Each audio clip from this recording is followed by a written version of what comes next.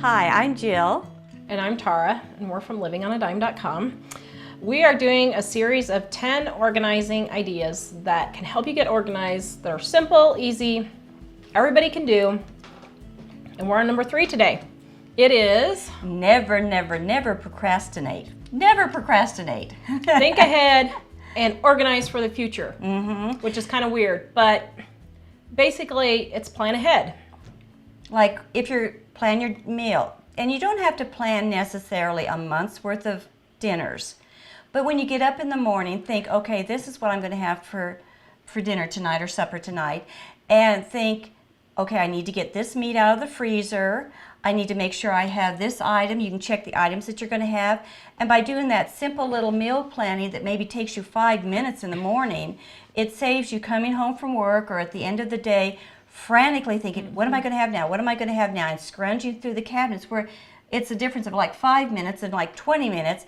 Then what I find people do when they don't plan what they're going to have for supper that evening, they stew about it all day long. You may not totally have it in the front part of your mind, but you think, it's just there, nagging. I got to figure out what we're going to have for supper. So just a disclaimer. We have written, is it 4 or 5? I don't know, 4 or 5 cookbooks on this very subject. Our Menus on a Dime and our Dining on a Dime cookbook. But I still have a problem with this.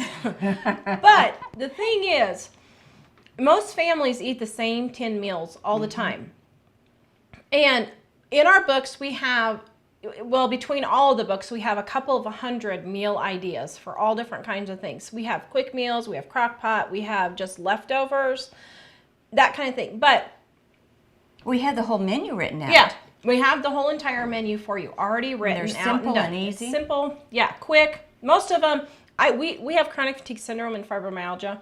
We do not spend a long time cooking in the kitchen. We don't bake our own bread all the time. We like to. It's a fun hobby. We don't do it. It doesn't save money. But my whole point is, most people eat about the same 10 to 12 meals all the time. If nothing else, just write down what you had for dinner that day for 10 days to 2 weeks. And then you know. You have that list to refer back to then. Yeah, and for me, even though I don't plan all the time, what I do is I keep on hand in my pantry things to eat. Because we're for those 10 meals. Because we're sick, I always feel nauseated for most of the day, and absolutely nothing sounds good to me. And so I have a really hard time thinking of what to come up for dinner.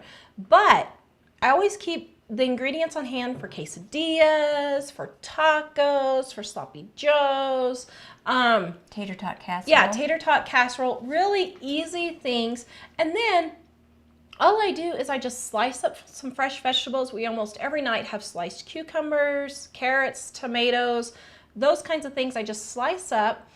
And everybody can just pour some ranch dressing on them if they want it, or they eat it plain, and add some applesauce and maybe some, chips and salsa, that kind of thing. Don't make it hard. It does not have to be a gourmet meal, people. I mean, hello. Yeah. People make this way too complicated.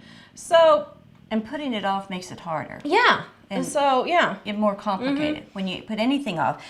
For example, like when the kids walk in from school, immediately get those papers that they need to take back the next day, sign them and put them right back in the backpack.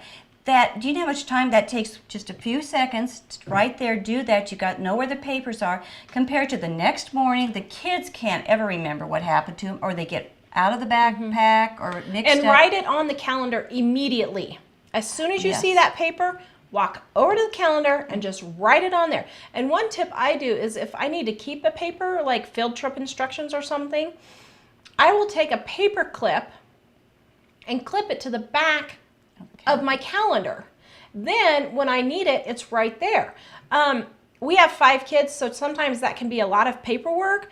Just keep a file folder right next to your calendar and just slip those papers that need to be dealt with. Do it right away. Right away. Don't leave it laying around all over the kitchen, all over the living room. Just get it done. More time is wasted procrastinating. You can just double, triple, quadruple the amount of time you waste, where if you just done it, did it right, had done it right away, you would really save. Another thing that it's not so much procrastinating, but it kind of saves time. If you, the night before you go to bed, if you immediately, get your clothes planned out, have the kids lay out their clothes, and don't put it off and wait till morning when everybody's saying, this is in the laundry, I need this right now. If you've planned the night before or even early, you know what the clothes that they need. Along and it goes with faster. that, along with that, don't have too many clothes. We have an article, which is one of our top articles, I think it's number 3 or 4 on our website, on how many clothes do I need. And stop just buying so many clothes. For me, one of the best organizing things I ever did was I threw away my entire family's, all of their socks. I threw them all away. Okay, so I know I'm going to get emails about that. I donated the good ones, and I saved some of them for rags. I didn't just throw them away, but I got them out of the house, or if they were rags, I put them in the rag bag. Then I spent $40, and I bought everybody their own kind of socks. My husband has solid black socks. My oldest son has white with gray toes. My younger son has white socks with red lettering. My middle son, my youngest son, has all socks with a little check mark on them, and my daughter has the little short socks, and I have plain white or plain black socks. That way, when you do the laundry, you don't have socks all over the place trying to figure it out. So in the morning when they're getting dressed, they don't have to go through all these socks to figure out what matches what.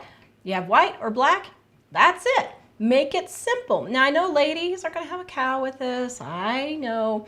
But you gotta make your life simple. And since we're sick, we just cannot afford to waste time doing things like looking for clothes and that kind of thing. And as far as procrastinating, we can't procrastinate because we forget it then. Yeah. Really forget it. We don't just procrastinate, we just, forget it. Yeah.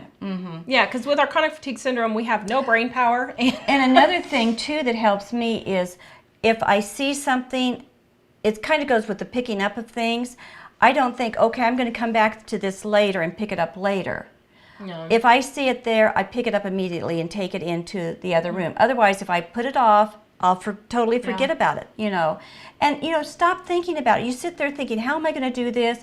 Well, I need to figure out how to do this. Just get up and do it. Yeah, by the time you spend thinking about it, it could be done. Yeah, or maybe I'll go on Pinterest and look up and see how to do this. How do you have to figure out how to just take that bag of trash and throw it away or something, Exactly. It doesn't take, you save. If you So if you plan ahead, you don't have to worry about what's happening next. And it's already planned, the stress is gone.